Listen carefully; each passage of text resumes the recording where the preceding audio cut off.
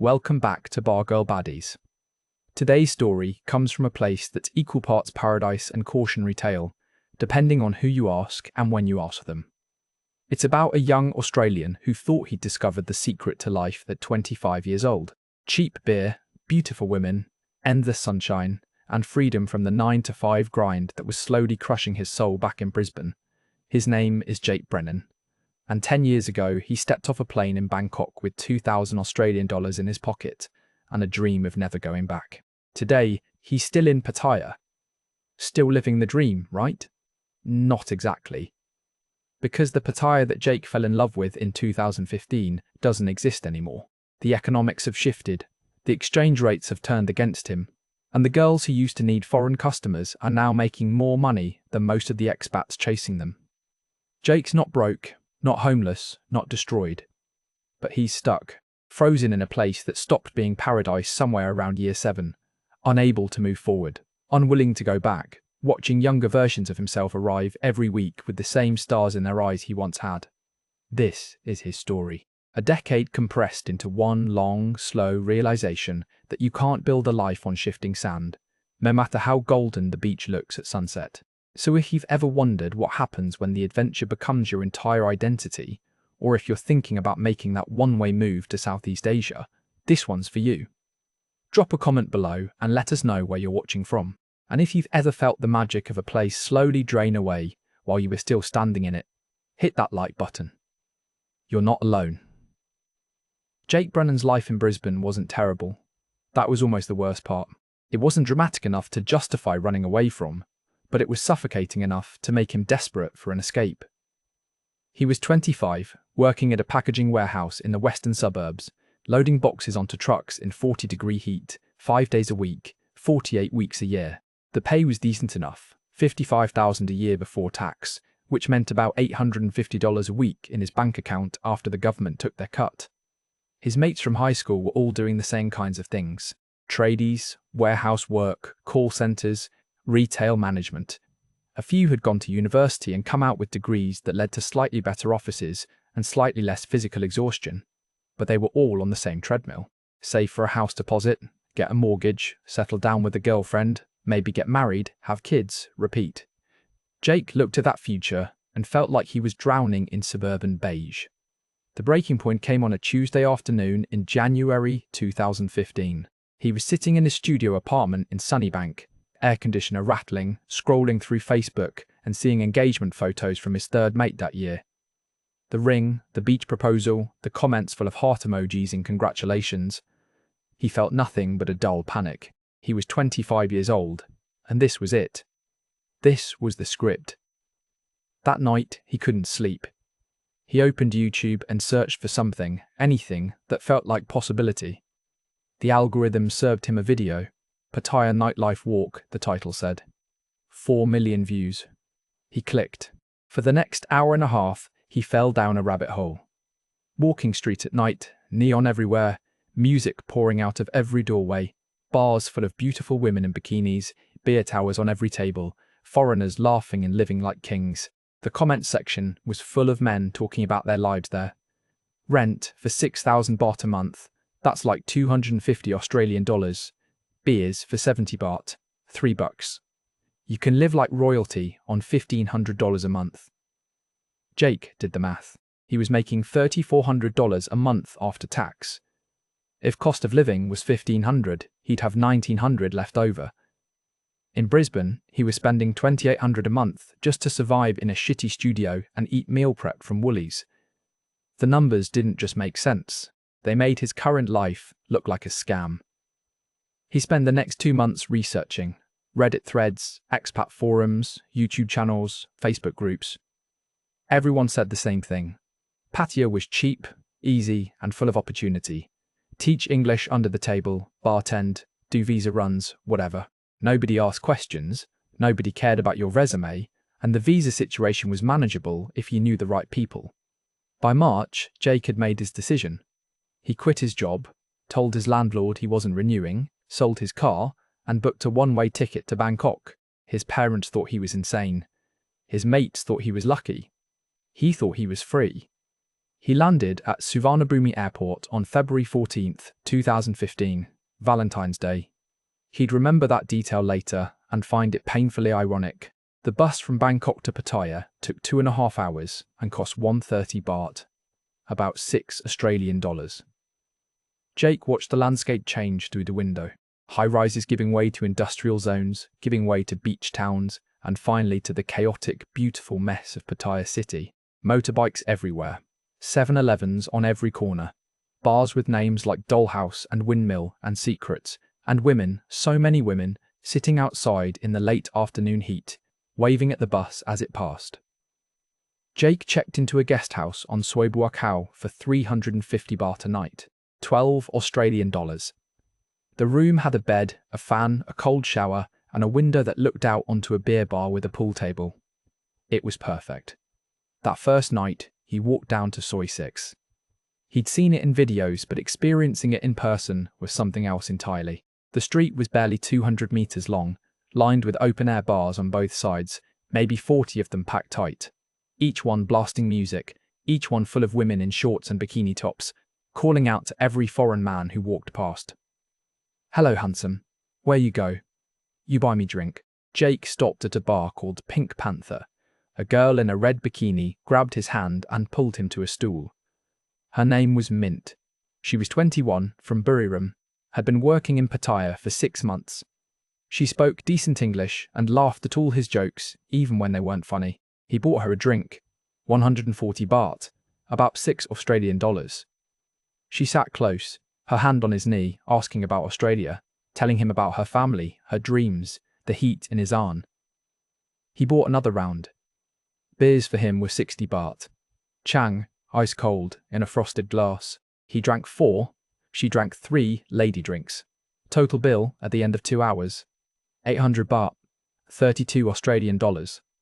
Back in Brisbane, one night at the pub would have cost him $100 easy, and he'd have gone home alone. The next 3 weeks were a blur. Jake Bar hopped every night. Soi 6, Soi Buah Khao, LK Metro, Walking Street. He met other expats. British Dave, a 52-year-old from Manchester who'd been in Pattaya for 15 years, ran a small guest house and knew every bar owner in the city. Canadian Rick, 41, former oil rig worker, living on savings and doing visa runs to Cambodia every 3 months. Swedish Anders, 38, taught English at a language school 20 hours a week and spent the rest of his time at the gym and the bars. They adopted Jake, showed him the ropes. Which bars had honest mama sans? Which girls were actually students versus full-timers? Where to get the best exchange rate? How to negotiate rent? Where to eat cheap Thai food? How to avoid scams? Jake found his rhythm. Wake up at noon. Motorbike ride to Jomtien Beach, swim, read, lie in the sun. Late lunch at a Thai restaurant. Pad Krapao Moo, 60 baht. Iced coffee, 30 baht. Back to the room, shower. Gym if he felt like it. And then, by 7 or 8 p.m, the night would begin. The bars, the music, the girls, the expat crew gathering at their regular spots. The feeling that life was happening right now, not in some distant future after decades of grinding. He met Noi in his 2nd month. She worked at a little beer bar on Soi Buah Khao called Lucky Lady. 23 years old, from a village near Udon Thani, studying English at the community college during the day and working the bar 4 nights a week to pay for it. She wasn't like the other girls. She didn't grab customers, didn't hustle for drinks, mostly sat in the corner with a textbook when the bar was slow. Jake started going there specifically to see her. They'd talk about books, about her family, about his life in Australia. She corrected his Thai pronunciation and he helped her with English grammar. It was supposed to be casual. It wasn't supposed to be serious. But 3 months in, they were spending every day together. By his 6th month in Pattaya, Jake had fully transitioned from tourist to resident. He'd moved out of the guest house and into a studio apartment in Jomtien for 8,000 baht a month. He'd started teaching English privately. Businessmen, university students, bar girls trying to improve their conversation skills. 500 baht an hour. It wasn't legal, but nobody cared. He was making 30 to 40,000 baht a month, which was about 1,500 to 2,000 Australian dollars. His expenses were maybe 25,000. He was saving money He was tanned, fit, happy. His mates, back in Brisbane, were still loading trucks and saving for house deposits they'd never afford. The expat crew became his family. Poker night every Tuesday at Canadian Rick's apartment. Pub quiz. Thursdays at an Irish bar in Naklua. Beach Sundays, where they'd rent lounges, drink beer all day, and watch the sunset over the Gulf of Thailand. British Dave loved to tell stories about the old days. Pattaya in the 90s and 2000s, when everything was even cheaper. When you could fine a girl for 300 baht and rent a beachfront condo for 5,000. He'd laugh and say, "Those days are gone, boys, but it's still paradise compared to where we came from." Jake and Noi moved in together after 8 months. A one-bedroom condo in Jomtien with a sea view, a pool, and a gym. 12,000 baht a month. They split it, though Jake usually paid the full amount because Noi was sending money home to her family. He didn't mind. He had it. She cooked for him, taught him Thai, took him to temples and markets and family gatherings in her village. Her mother loved him. Her little brother thought he was a movie star because he was tall and foreign and had money. Jake felt like he'd stumbled into a life that was supposed to be for someone luckier, richer, better than him. The golden ratio was perfect. Work 15 hours a week, teaching English. Party 4 or 5 nights. Still save 5 to 10,000 baht a month. He opened a Thai bank account, got a long-term visa through an agent, bought a decent motorbike, and stopped thinking about Australia entirely. He was 26 years old and he'd figured it out. Escaped the system. Live cheap. Live well. Live free. There were small moments that should have been warnings. Noi mentioning her mother's hospital bills and asking for 10,000 baht. Then her brother's motorbike accident, another 10,000. Her cousin's wedding, 5,000. But Jake didn't care. He had it. And besides, this was Thai culture, right? You help family. British Dave said the same thing. You're always going to send some money back to the village, mate. That's the deal. As long as you can afford it and she's good to you, who cares? Jake became a local. Not Thai, never Thai, but not a tourist either. He knew which bars had the best happy hours.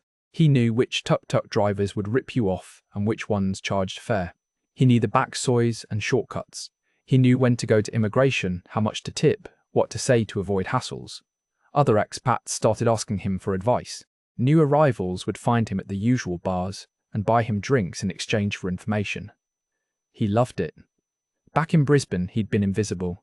Here, he was somebody. On his 1-year anniversary of landing in Pattaya, Jake stood on Jomtien Beach at 3 in the morning with a chang in his hand and Noi asleep back at the condo. The city glowed behind him. Music thumped in the distance. A warm breeze came off the water. He thought about his old life. The warehouse, the heat, the treadmill, the suffocating weight of a future he didn't want. And he thought, I'm never going back. I don't care what happens. I'm never going back. It was the happiest moment of his life. And the beginning of the end. The shift didn't happen all at once. That's what made it so dangerous. If everything had collapsed overnight, Jake might have seen it coming, might have made different choices. But it was gradual. Death by 1,000 small price increases, 1,000 little compromises, 1,000 mornings waking up wondering when things had stopped feeling like freedom and started feeling like just another kind of trap. 2020 changed everything. Everyone remembers where they were when the world shut down. Jake was sitting in Lucky Lady on March 17th when British Dave got the message. Thailand was closing its borders. All foreigners had to leave or commit to staying indefinitely. No one knew for how long. The bar went quiet. The usual music and laughter stopped. Everyone pulled out their phones, checking flights, checking visa status, checking what the hell they were supposed to do. Canadian Rick booked a flight home the next day. His daughter was pregnant with his first grandchild, and he wasn't going to miss that for anything. Swedish Anders decided to ride it out, but he looked worried. British Dave just shrugged and ordered another beer. Been through worse, he said. This place always bounces back. Jake looked at Noi. She was scared. Her bar had already closed that afternoon. No tourists meant no income. Her college had shut down. Her roommate had already gone back to her village. Where am I going to go? She asked him. Jake didn't hesitate. Stay with me, we'll figure it out. The first month was almost romantic. The city was empty. No traffic, no crowds, no noise. They'd ride down Beach Road on the motorbike, and it felt like they owned the place, just them and a handful of other foreigners who'd decided to stay. But by May, reality set in. Jake's teaching had completely dried up. His students had all left the country or stopped lessons. Bars were closed, restaurants were half empty. The condo fees were still due. Rent was still due. Electricity, water, internet, food, motorbike payments. And Noi's family back in the village needed money, more than before, because tourist money had evaporated across the entire country. Jake started burning through his savings. He'd had about 400,000 baht tucked away, roughly 19,000 Australian dollars. It felt like a lot. It wasn't. 20,000 baht to Noi for her family in April, 12,000 for rent. Another 10,000 for living expenses. By July, he was down to 300,000. By September, 250. The math was simple and terrifying. If nothing changed, he'd be broke by March 2021. Noi went back to her village in August. She said it was temporary, just until things opened up again. Her family needed her. Jake understood, or tried to. But the loneliness that followed was crushing. No girlfriend, no expat crew. Most of them had left or were holed up in their own condos avoiding each other. No bars, no routine. Just him in a one-bedroom apartment watching Netflix and refreshing the news every hour, waiting for Thailand to reopen. The messages from Noi started coming more frequently. Her brother's motorbike had broken down. He needed 15,000 for repairs. Her mother needed medicine, 10,000. Her cousin needed help with school fees, 8,000. Every message was urgent. Every message was family. Every message came with apologies and promises. I pay you back when I work again, baby. I love you so much. You are my hero. Jake sent the money. What else was he supposed to do? She was his girlfriend. You help your girlfriend's family. That's what you do. But by December, he'd sent nearly 100,000 baht to her village over 6 months. His savings were down to 120,000. His visa was expiring in February. And Thailand's borders were still closed with no clear reopening date. The country finally opened in late 2020. Slowly, cautiously, with quarantine requirements and insurance mandates and a million hoops to jump through. But it opened. Jake's teaching trickled back. Not like before, but enough. 3 or 4 students a week at 500 baht an hour. Bars reopened in phases. Walking Street was a ghost town, but the smaller beer bars on Buakau and Soi 6 started seeing life again. Noi came back in January 2021, but something had changed. Jake felt it immediately. She was distant, always on her phone. When he'd ask who she was talking to, she'd say friends, family, girls from the bar. She stayed at her friend's place 2 or 3 nights a week. When they were together, she seemed distracted, impatient, like she was somewhere else in her head. The warmth that had been there in 2015 through 2019 was gone, replaced by something transactional. She needed money more often. She smiled less. They had sex less. And when they did, it felt mechanical. Jake told himself it was COVID. Everyone was stressed. The whole world was weird. It would get better, but it didn't. By mid-2021, he knew she was seeing someone else, probably a Thai guy, probably someone from her village, probably the guy she'd been sending his money to. But he didn't confront her, because confronting her meant the relationship was over. And if the relationship was over, what was he even doing here? The new Pattaya that emerged from COVID wasn't the Pattaya Jake had fallen in love with. The prices had jumped. Chang beer that used to be 60 or 70 baht was now 90, sometimes 100. Lady drinks had gone from 140 to 170, 180, sometimes 200 in the nicer bars. Bar fines that used to be 500 or 600 were now 700, 800, sometimes 1,000. And the girls were different. Younger, harder, less interested in conversation and more focused on getting drinks, getting paid, getting out. The easy warmth was gone. A new wave of tourists started arriving. Russians, Indians, Chinese, Arabs.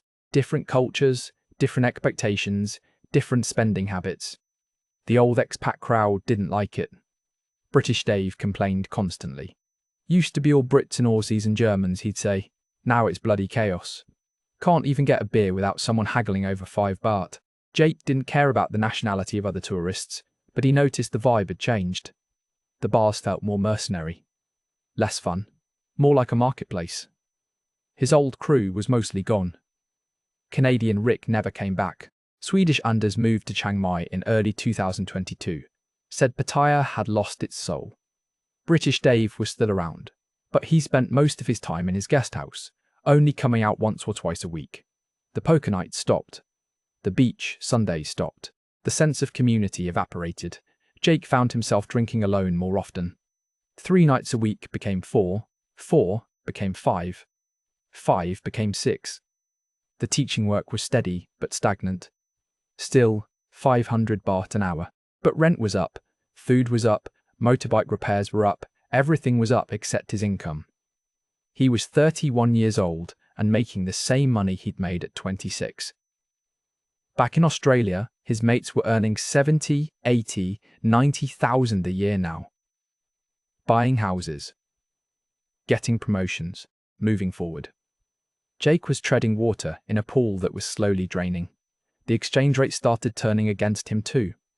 When he'd arrived in 2015, $1 Australian got him 26, sometimes 28 Thai baht. By 2022, it was down to 23, sometimes 22. He'd lost nearly 20% of his purchasing power. The money he'd saved in his Australian bank account, about $15,000, was now worth significantly less. The math that had made Pattaya paradise was breaking down.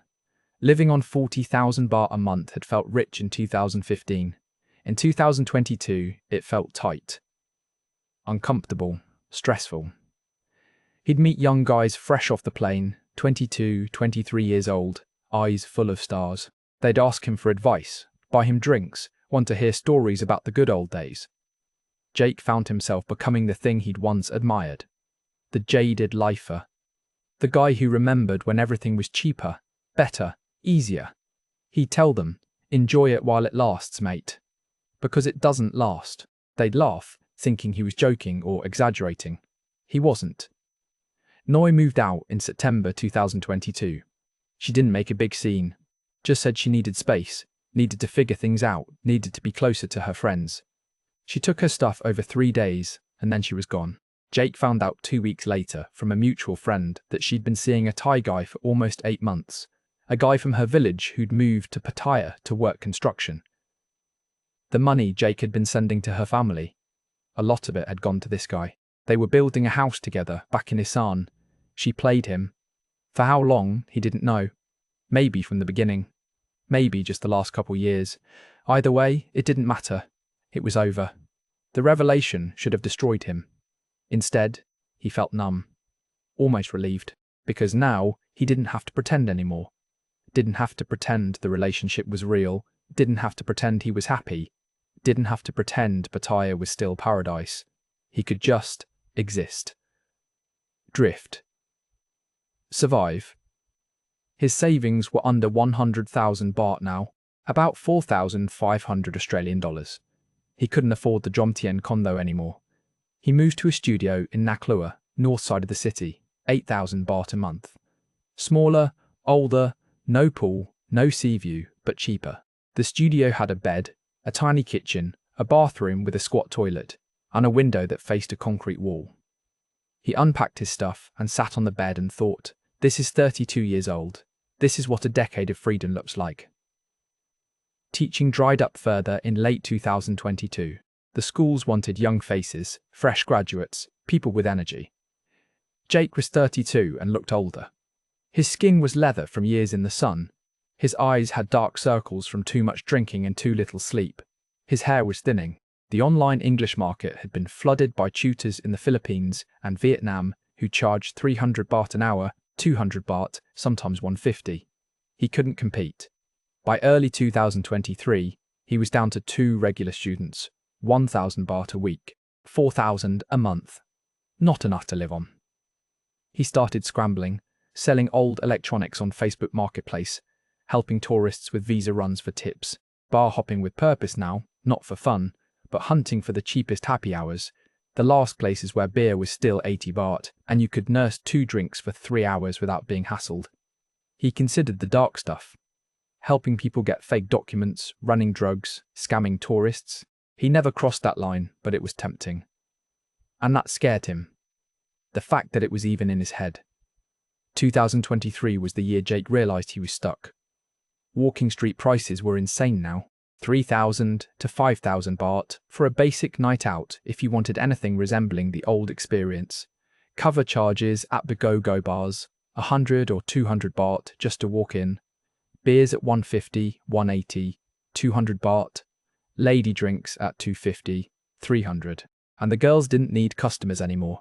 They were making 20,000, 25,000, 30,000 baht on salary alone from the bars, plus commissions on drinks. Why would they go with a broke expat when they could make more staying put? He spent hours on expat forums, Reddit, Thai-Visa, reading other guys in the same boat, complaining about prices, about girls, about the government, about tourists, about everything. Some guys were moving to Cambodia. Phnom Penh was cheaper. Philippines, Angeles City, still had the old Pattaya vibe. Vietnam, Da Nang, beautiful and affordable. Jake researched all of it. But starting over somewhere else meant admitting Pattaya had failed. And he wasn't ready to admit that yet. One night in August 2023, he went to Lucky Lady, the bar where he'd met Noi 5 years earlier. It had new owners now. The prices had doubled. 160 baht for a beer, 240 for a lady drink. The bartender was someone he'd never seen before.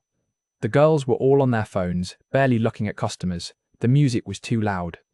The warmth was gone. He sat there for an hour, drank 2 beers, and left.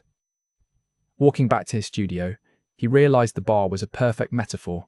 Same name, same location, completely different soul. Just like him. January 2024, peak season.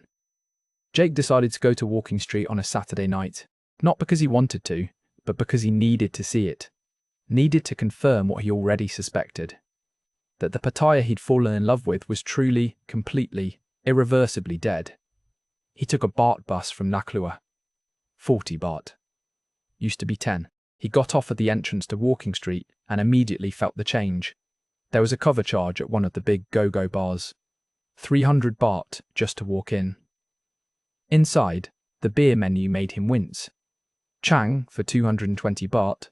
Heineken for 250. Lady drinks started at 300.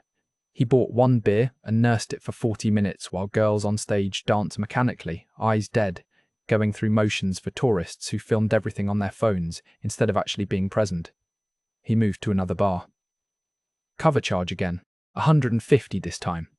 Inside, it was packed with Russians and Arabs, big groups spending big money, bottle service, towers of drinks, girls crowding around the tables. Jake sat at the bar alone. Ordered another beer. 200 baht. The bartender barely looked at him. A girl came over, sat next to him, asked if he'd buy her a drink. How much? He asked. 280 baht, she said. He shook his head. She left immediately. No conversation, no warmth, just pure transaction. He walked through the entire street. Every bar was the same. Expensive, crowded, soulless. The magic was gone. Whatever alchemy had made this place feel special in 2015 had evaporated. Now it was just another tourist trap, overpriced, overcrowded, optimized for extracting maximum money from maximum people in minimum time. By 11 p.m, Jake had spent 12,000 baht, about 570 Australian dollars at the current exchange rate. 1 Australian dollar was now worth 21 Thai baht. The worst it had been since he'd arrived. He'd lost 25% of his purchasing power over 10 years, 12,000 baht. He remembered when that was a month's rent in a nice place. Now it was one mediocre night out. He walked home, over an hour on foot because he couldn't afford the 200 baht for a motorbike taxi. His feet hurt, his head hurt, his heart hurt. He got back to his studio at 1 a.m, sat on the bed, and opened his banking app. 47,000 baht left. About 2,200 Australian dollars. Visa expiring in 2 months. No plan, no future, no way forward. The next week, he met Tommy at a beer bar in Soi Dua Khao. Tommy was 24, from Perth, fresh off the plane, 3 days into his Pattaya adventure. He had that look. The look Jake had once had. Eyes bright, smile easy, everything amazing. Tommy bought Jake a beer and peppered him with questions. How long you been here, mate? Where's the best bars? How cheap can you really live? Any tips? Jake gave him the basics. Avoid tuk-tuks, use Grab. Don't pay more than $1.50 for a lady drink in a beer bar. Always agree on prices before, not after. Don't fall in love. Tommy laughed. Nah mate, I'm not stupid. Just here for a good time. I only spent 2,000 baht last night and had a bloody brilliant time. 2,000 baht, Jake thought. That wouldn't even cover the first round in the places Tommy would eventually end up. But he didn't say that. He just nodded. That's great, mate. Enjoy it. Tommy asked the question Jake had been dreading. So you're living the dream then, yeah? 10 years here. Must be paradise. Jake looked at his beer. The condensation running down the glass. The noise of the bar around them. The girls scrolling through their phones waiting for customers. He thought about lying. Thought about saying, yeah mate. Best decision I ever made. You'll love it here. But he couldn't. He was too tired to lie anymore. He looked at Tommy and said, enjoy it while it lasts. Because it doesn't last. The first few years are magic. Everything's cheap, everything's new, everything feels like freedom. But then the prices go up. The exchange rate turns. The girls get harder. Your money runs out. Your friends leave. And you wake up one day and realize you're 35 with no career, no savings, no prospects, and no easy way out. Tommy laughed like Jake was joking. But Jake wasn't joking. He was giving the kid the one thing no one had given him. The truth. That night, lying in his studio, Jake scrolled through old photos on his phone. There it was. The one from 2015, him and British Dave on Jomtien Beach at sunset. Noi and her friend Ploy sitting on beach chairs. Everyone smiling, drinks in hand, not a care in the world. Jake looked young in that photo. Not just younger. Young, hopeful, alive. He barely recognized himself. 10 years wasn't that long. But it felt like a lifetime. He zoomed in on his own face in the photo. That guy thought he'd figured it out. That guy thought he was different. That guy was an idiot. By mid-2024, Jake had to face reality. He couldn't stay. Not the way things were. His visa expired in April. He had 3 options. Get a proper work visa, which required a degree he didn't have, or a school willing to sponsor him, which none were.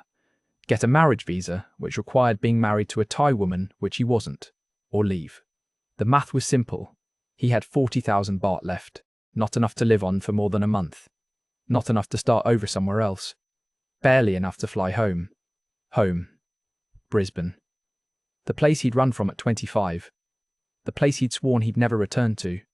What would he even do there? He had no job, no career, no references, a 10-year gap on his resume that said, I taught English illegally in Thailand. His mates were all established now. Married, kids, mortgages, careers, the whole script. He'd be the loser who ran away and came back with nothing to show for it. The cautionary tale. But Pattaya was impossible now. To live the way he wanted to live, to go out 4 nights a week, to feel like he was living not just surviving, he'd need 60 or 70,000 baht a month, about 3,000 Australian dollars. To make that teaching English, he'd need to work 40 hours a week, but there was no work. The market was saturated. And even if he could find it, 40 hours a week of teaching wasn't freedom. It was just another grind, just worse. Because at the end of it, he'd still be broke in a country where he had no safety net, no healthcare, no retirement, no future. He spent April researching his options. Cambodia was cheaper, but sketchier. Philippines had visa issues and was more expensive than people thought. Vietnam was beautiful, but hard to make money in. Bali was overrun and overpriced. Every option required starting over. New city, new hustle, new language, new problems. And for what? To delay the inevitable. To squeeze out another 5 years before facing the same reality. One afternoon, he sat in a beer bar during happy hour, 6 p.m. 80 baht changs. The bar was empty except for him and 2 older expats at the other end. They had to be late 60s, early 70s. Grey hair, beer guts, cheap t-shirts, flip-flops. They looked tired, not happy tired. Defeated tired. One of them was complaining to the bartender about prices. Used to be 50 baht, he said. Now 80. Next year probably 100. Highway robbery. The bartender nodded politely, clearly having heard this rant 1,000 times. Jake looked at those two men and saw his future. 20 years from now, still in Pattaya, still complaining about prices, still clinging to memories of when things were better, still alone, still broke, still stuck. That was the path. Stay here long enough, and you become them. Not because they were bad people, but because the city had used them up, and they had nowhere else to go. He finished his beer, paid his 80 baht, and walked out. He knew then. He was leaving. He didn't know when or how, but he was leaving. By May 2024, Jake had scraped together enough to extend his visa for 2 more months. It cost him 14,000 baht through an agent, money he couldn't afford to spend. But he needed time. Time to figure out what came next. He picked up a few odd jobs, helping a bar owner's friend move apartments for 2,000 baht, selling his motorbike for 8,000, selling his laptop for 6,000. Everything was going. Everything had a price. He went out less. Once a week now, maybe twice. Strictly happy hour. Home by 9 p.m. The nights felt pointless. Sitting in a bar, nursing cheap beer, watching younger guys have the time he'd already had, knowing it would end badly for them too. The girls didn't even approach him anymore. They could tell. Broke expat, no money, no future, not worth the effort. He'd become invisible. Just another fixture, another cautionary tale that no one paid attention to until they became one themselves. The final realization came in August. Jake was sitting at Lucky Lady, the bar where everything had started, under new ownership, unrecognizable now. A young couple walked in. Western guy, maybe 26, Thai girl, maybe 24. They were laughing, holding hands, clearly in love. They ordered drinks, sat close, talked quietly. Jake watched them and felt nothing but pity, because he'd been them. He'd sat in that exact spot with Noi.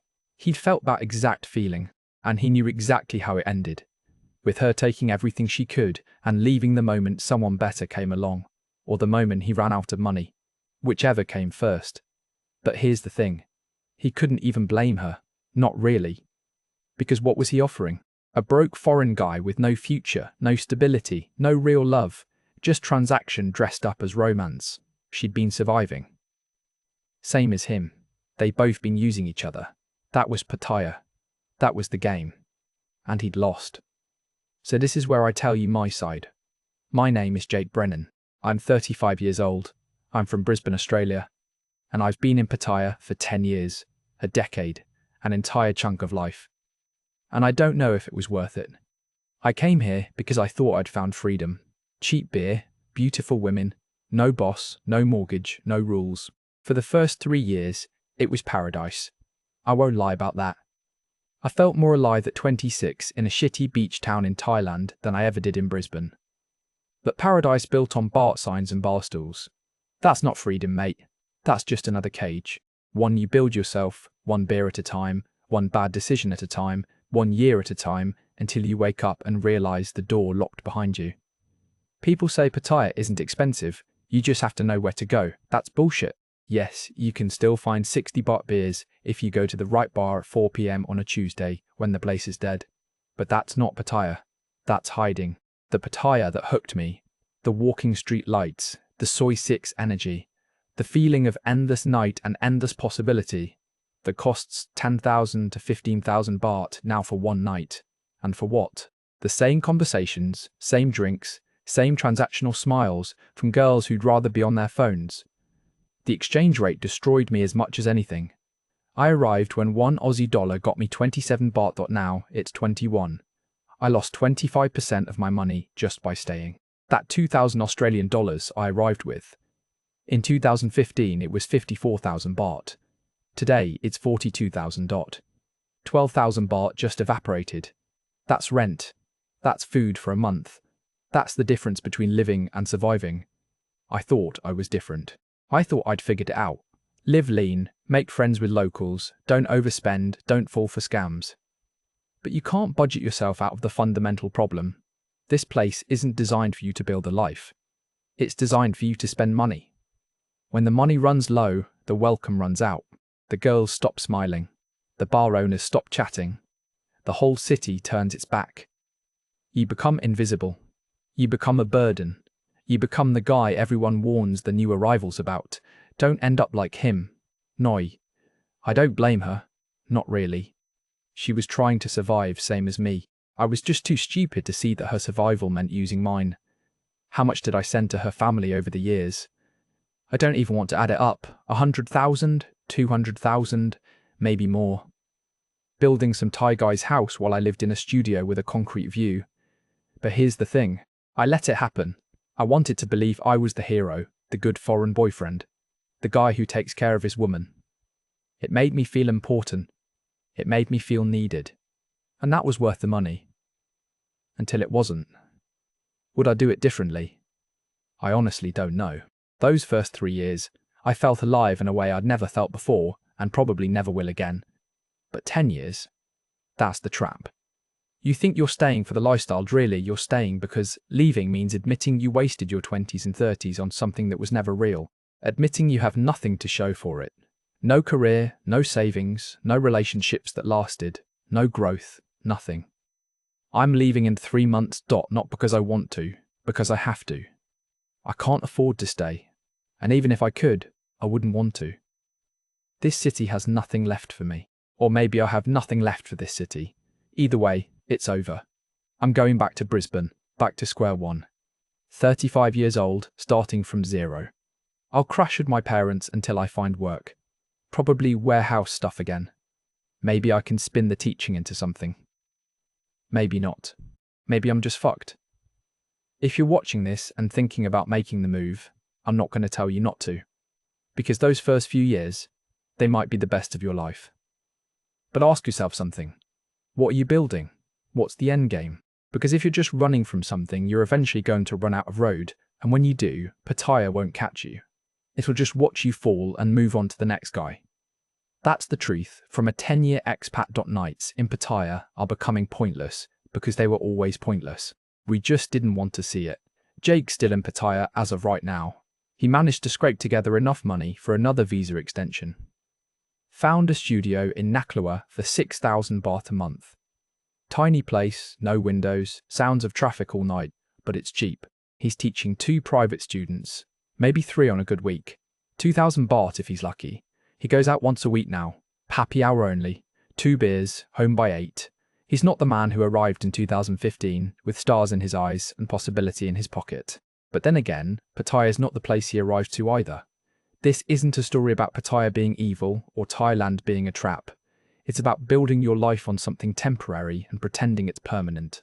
Whether that's nightlife, a relationship, a cheap cost of living, or an escape from responsibilities. When the foundation shifts, and it always shifts, what are you left with? Jake's left with a decade of memories, some good, most bittersweet, and a future that looks a lot like the past he ran from. Here's what the forums and YouTube videos don't tell you. Pattaya works if you're passing through. A week, a month, maybe even a year. You can have the time of your life. But try to build a life there. The economics don't work. The visa situation doesn't work. The relationships don't work. The city isn't designed for permanence. It's designed for temporary escape. And when you try to make the temporary permanent, you end up like Jake stuck between 2 worlds, belonging to neither, broke in both. If you're thinking about making the move, really think about it. Not the fantasy version, the real version. What happens when your savings run out? When the exchange rate turns? When you're 35, 40, 45 with nothing to show for it? What happens when you get sick and there's no healthcare? When your visa gets denied and you have nowhere to go? What happens when the girl you thought loved you disappears with your money? These aren't hypotheticals, they're patterns. They happen to almost everyone who stays long enough. Ask yourself, what are you running toward? Or what are you running from? Because if you're just running, eventually you run out of road. And when you do, you better hope you've built something real, because the bars won't save you, the girls won't save you, and the cheap beer definitely won't save you. Thanks for watching Bargirl Baddies. If this story hit home, hit that subscribe button. And if you've got your own story about dreams that turned into warnings, about paradise that turned into prison, drop it in the comments below. We read every single one, because these stories matter, not to judge, not to mock, but to warn, to remind, to say you're not alone, and, maybe, just maybe, to save the next Jake from making the same mistakes. Until next time. Stay safe out there.